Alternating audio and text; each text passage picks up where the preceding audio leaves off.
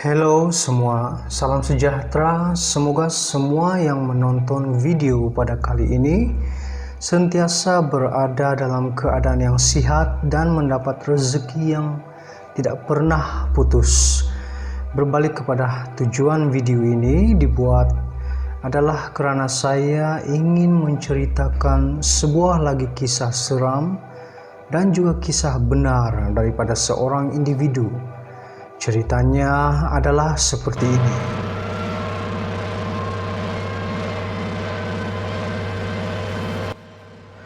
Sekitar tahun 2014, saya merupakan seorang alumni daripada sebuah institut pengajian tinggi yang terdapat di Semenanjung, Malaysia, dan telah memulakan pengajian saya sejak tahun 2010.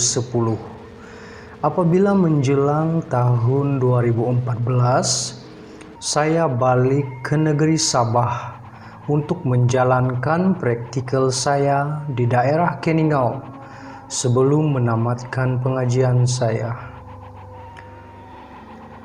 Ada satu masa itu, saya dan rakan-rakan yang sama-sama belajar di Institut Pengajian Tinggi tersebut, seperti yang saya katakan tadi, semuanya secara kebetulan berada di negeri Sabah, dalam daerah tempat tinggal masing-masing.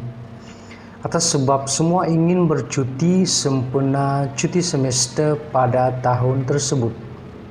Dan kami sebulat suara merancang untuk sama-sama pergi bercuti ke wilayah Persekutuan Labuan bagi mengisi masa lapang, di samping ingin bertemu dengan semua rakan-rakan yang sama-sama merantau di negeri orang untuk melanjutkan pengajian dalam bidang masing-masing.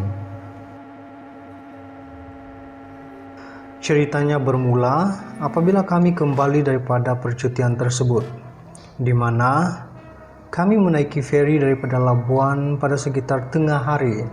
Saya sudah lupa masa tiket tersebut dibeli, tapi seingat saya, masa yang diberi kepada kami untuk bertolak menaiki feri daripada Labuan adalah sebelah tengah hari. Namun malang sekali, feri yang kami naiki itu tidak tahu kenapa hari tersebut lambat sampai ke terminal di Labuan. Sekaligus kami terpaksa mengikuti masa perjalanan feri tersebut untuk balik ke daerah Menumbuk, yaitu sebuah terminal bagi semua feri dan speedboat yang dinaiki oleh orang ramai sekiranya melalui terminal Menumbuk. Sampai saja kami ke terminal Menumbuk, kami bergegas menaiki kereta yang kami sewa untuk menuju ke kota Kinabalu di rumah seorang rakan tempat kami menempatkan kereta masing-masing untuk balik ke rumah dan daerah masing-masing. Sekitar 3 jam lebih melalui perjalanan yang amat memenatkan, kami pun sampai di rumah kawan tersebut. Seperti yang saya katakan tadi, yaitu di sebuah perkampungan yang terdapat di daerah Pinampang. Apabila sampai sahaja di rumah kawan tersebut, sekitar pukul 6 petang lebih, semua pun masing-masing mencari kerusi dan ada yang sampai tertidur karena keletihan yang teramat. Saya yang hanya memikirkan perjalanan yang bakal saya lalui sebentar lagi, tidak senang untuk duduk lama, karena perjalanan saya seterusnya akan mengambil masa selama lebih kurang 5 jam lagi untuk sampai ke rumah. Saya memutuskan untuk duduk sebentar sahaja, kemudian memindahkan barang-barang yang dibawa semasa percutian tersebut ke dalam kereta yang saya bawa. Semasa khusyuk menyusun barang dan memindahkan barang-barang milik saya ke kereta yang dibawa saya itu, Tiba-tiba ada 2 ekor anak anjing menggigit seluar jeans panjang yang dikenakan oleh saya pada hari tersebut. Saya pun terkejut karena tidak menyadari kehadiran anak anjing tersebut. Meskipun gigitan anak anjing itu tidaklah boleh mencederakan kaki saya, namun perasaan terkejut itu yang membuatkan saya terteriak sedikit. Lalu kawan saya yang tinggal di rumah tersebut melihat dan membuat muka hairan. Saya pun bertanya kepadanya, "Kenapa?" Dia menjawab, "Dari mana anak anjing itu datang?" Saya dengan kebingungan menjawab, "Dari sekitar rumah kamu. Bukan anak anjing kamu?" Dia menjawab, "Bukan, anjing yang ada di rumah kami semuanya sudah besar." Lalu dia mencadangkan untuk saya membawa anjing tersebut pulang, karena tiada siapa yang tahu anak anjing tersebut milik siapa. Lagipun kalau difikirkan, rumah kawan saya itu amat jauh daripada jiran-jirannya. Tambahan pula saya memang sedang mencari anak anjing untuk dipelihara di rumah.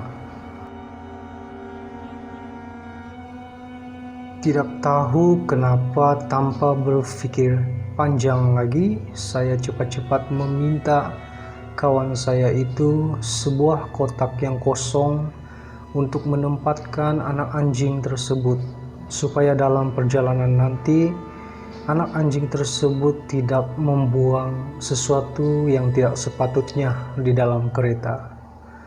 Dipendekkan cerita, tepat pukul 7.30 malam saya pun bertolak. Setelah selesai makan malam di rumah kawan saya dan berehat sebentar agar tidak mengantuk sepanjang perjalanan nanti. Semasa dalam perjalanan, setelah 1 jam berlalu, sedang khusyuk saya memandu, saya terdengar anak anjing yang saya bawa itu menggonggong panjang.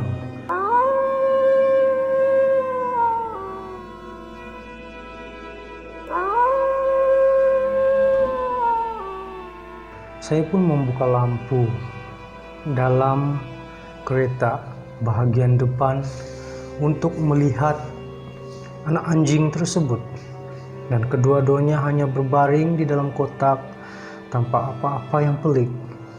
Saya meneruskan perjalanan saya yang pada masa itu sudah hampir sampai di suatu tempat yang satu ketika dahulu disebut Gunung Emas.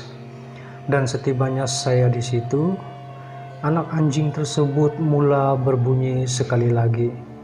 Tapi apa yang peliknya, anak anjing tersebut berbunyi lain daripada bunyinya yang pertama, di mana anak anjing tersebut berbunyi seperti bunyi anjing sedang menangis. Saya pun membuka lampu dalam bagian depan kereta sekali lagi. Namun keadaan yang sama, anak anjing tersebut tetap dalam keadaan sama seperti yang pertama kali saya membuka lampu untuk melihat tadi. Setelah hampir 2 jam lebih, saya memandu kereta dalam keadaan jalan yang gelap, berliku dan dipenuhi dengan pokok-pokok tebal di kiri dan kanan jalan, serta embun yang begitu tebal sekali, sebab jalan tersebut memang terkenal dengan jalan yang sejuk dan sentiasa mempunyai embun yang tebal di sepanjang jalan. Bulu roma saya tiba-tiba mengembang. Saya tidak tahu kenapa, dan pada masa yang sama juga saya terhidu wangian bunga yang wangi sekali. Namun saya berandaian ia hanyalah kesan daripada cuaca sejuk yang dikelilingi hutan. Sebabnya saya membuka cermin kereta dan saya meneruskan saja perjalanan tanpa menghiraukannya. sehingga sampai pada suatu tempat yang dulu kalau tidak silap selalu dinamakan sebagai air terjun Rafflesia, sebab tempat tersebut merupakan salah sebuah pusat peranginan bagi mereka yang mencintai tumbuh-tumbuhan dan ingin melihat bunga Rafflesia dan tidak tahu kenapa dalam beberapa tempoh sudah berlalu tempat tersebut telah ditutup, kabarnya untuk tujuan penambahbaikan. Namun sehingga sekarang kalau saya melalui tempat itu, ianya masih lagi ditutup. Berbalik kepada cerita tadi, apabila kereta yang dipandu oleh saya menuruni bukit yang tepat di seleko hadapan, merupakan sebuah pusat peranginan seperti yang saya sebutkan tadi, dan juga antara persinggahan pada suatu ketika dahulu yang mana sudah ditutup. Saya betul-betul tergamam.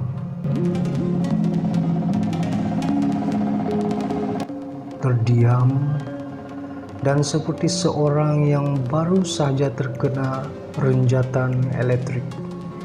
Ini karena apa yang saya lihat di hadapan, dan benar-benar di depan pintu pagar pusat peranginan tersebut berdiri sesosok tubuh yang berambut panjang, memakai baju berwarna putih serta mengangkat tangan kirinya untuk memberikan isyarat mahu menumpang.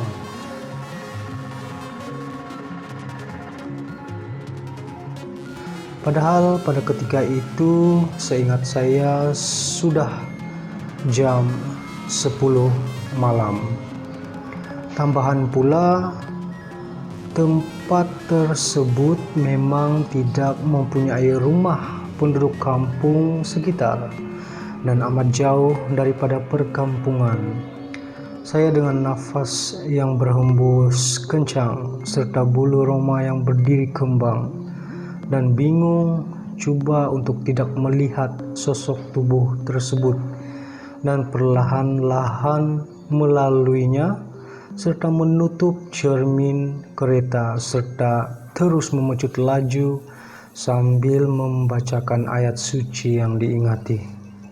Tanpa sadar, dalam keadaan terkejut, saya pun tiba di Pekan, daerah Tambunan. Segala rasa letih sudah pun hilang dan saya memutuskan untuk meneruskan perjalanan karena perasaan lain sudah terkesan dalam imajinasi saya sepanjang perjalanan daripada tempat di mana saya melihat sosok berbaju putih itu tadi. Sebelum saya meneruskan perjalanan saya, sekali lagi saya ingin menyalakan lampu dalam kereta untuk memeriksa anak anjing yang dibawa oleh saya daripada kota Kinabalu tadi. Tapi apa yang lebih memeranjatkan saya, kedua-dua anak anjing tersebut tidak kelihatan di dalam kotak yang saya sediakan sebelum jalan tadi. Perasaan saya sudah bercampur baur dan saya terus meneruskan perjalanan hinggalah saya sampai ke rumah. Pada keesokan harinya saya coba untuk memeriksa sekali lagi. Mana tahu anak anjing tersebut berada di bawah kerusi atau mana-mana bahagian dalam kereta yang saya pandu itu. Namun memang tidak terdapat anak anjing yang ada di dalam kereta tersebut. Dan seminggu kemudian saya mendapat cerita daripada kawan bahwa kawasan yang pernah saya lalui dan temui sesosok tubuh memakai baju putih itu juga dilihat oleh orang lain, di mana sosok tubuh itu berada di atas sebuah bas mengikuti bas tersebut.